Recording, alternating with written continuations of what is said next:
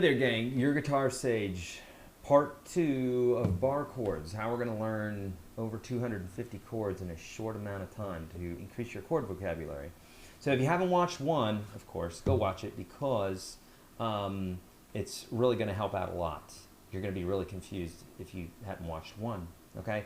So I broke this up into, I'm looking at my chords here on my screen. I broke this up into 6th string root chords and 5th string root chords. And unfortunately, I didn't get to the very last chord that I wanted to talk about, the 6th string root, and that's the major 7 chord. And we technically could play an E major 7 like this. But the more common one is this guy here. It looks like this. That's an F major 7.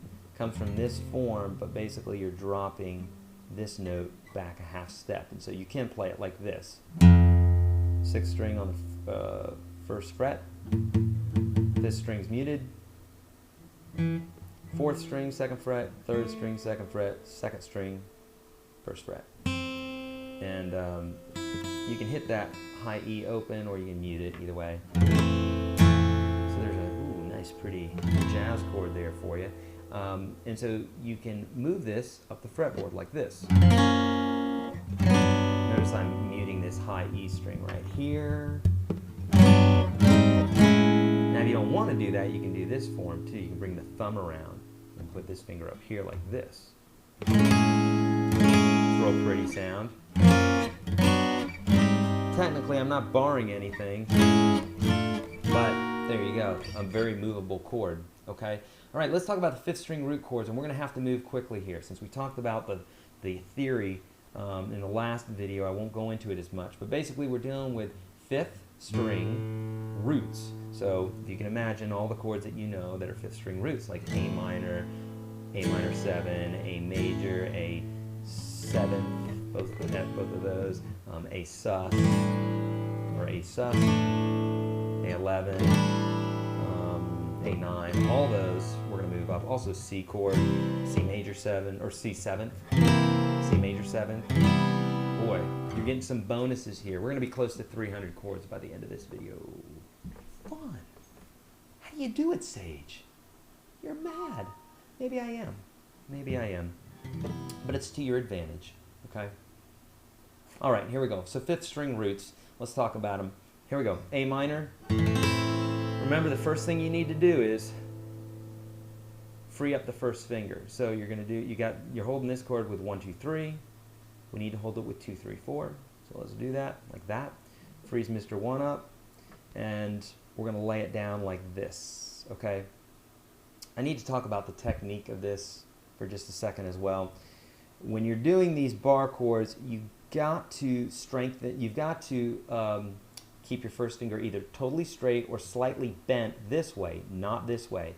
If you do that right there on your bar chord at all, your bar chords are going to blow. So you got to do like a totally straight finger or even somewhat backwards like that, hyperextended. Don't do that to your knee, that hurts, but you can do that with your finger. You'll be able to play these bar chords. Really important that you get that down. And that just takes time, partially technique and partially strength. Okay, so, but it does take some time. Okay, so we're going to take this A minor here like that. We're going to change it up like this. That frees up our first finger, so now the A minor up half a step is an A sharp minor.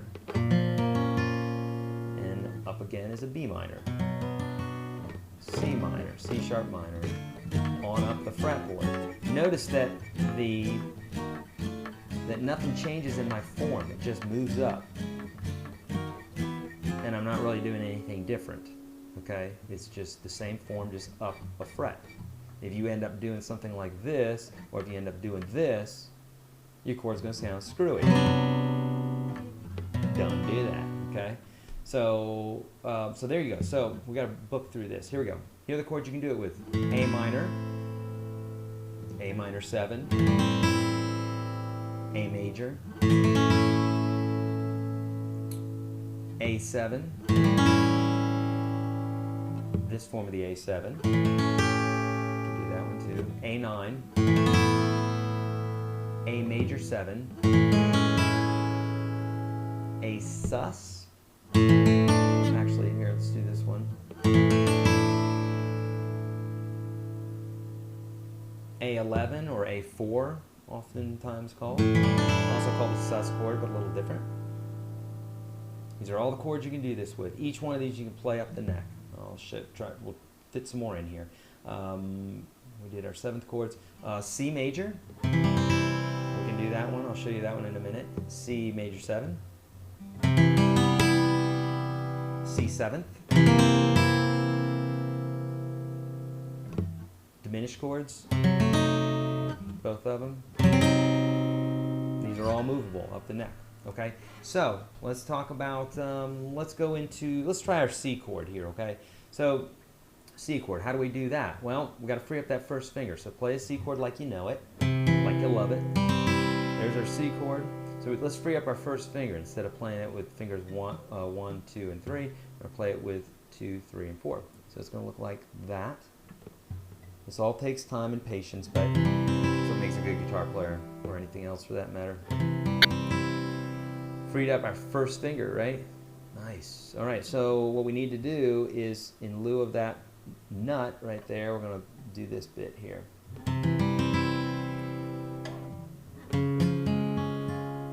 Okay. Now, at first, this chord's a real bear. It's tough, but man, I use this chord all the time. And it's really very useful, not only for strengthening your hand, it's good for understanding the fretboard better, and bottom line, you're just going to use the chord in other stuff. I use it all the time.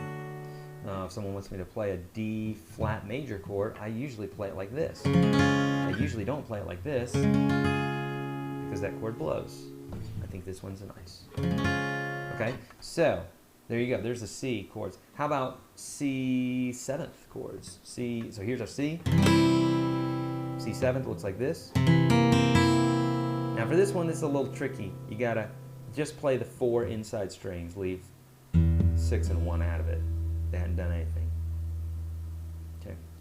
So it goes like this. So what I'm doing is I'm thumbing this guy, muting this guy, and just playing like this. So this isn't so much a bar chord, but again, a movable chord, and pretty much in the same category. Use this one all the time. Great exercise for strength, and also, again, knowing your chords, okay? So there's our C7 turning into a bar chord. And let's talk about the C major 7th. Here's our C chord, here's C major 7. Let's free up the first finger even more, something like this. Get it where our first finger can do this. There we go. Sliding it up a half step, so the nut has to come up a half step, so we get this.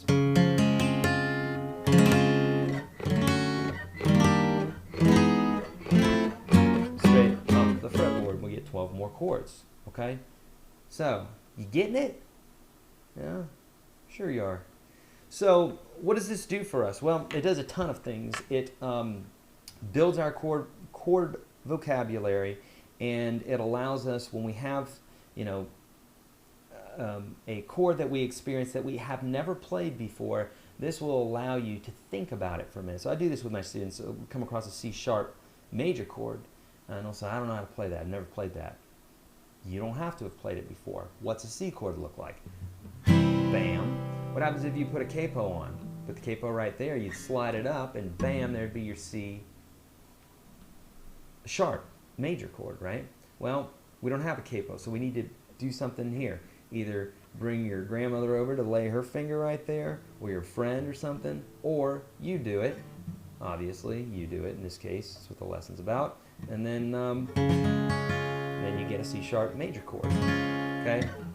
Very cool stuff, and very useful. So, if you haven't already, go to yourguitarstage.com and check out the ebook that I have there. It will really help with these types of concepts. So we're building a foundation here of knowledge of the fretboard and formulas and patterns and stuff like that.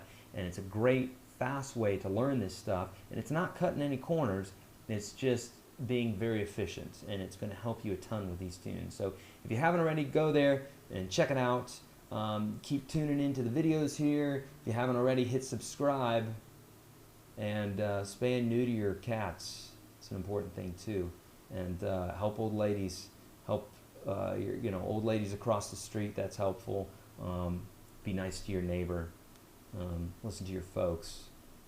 All that good stuff. Okay, your guitar sage later.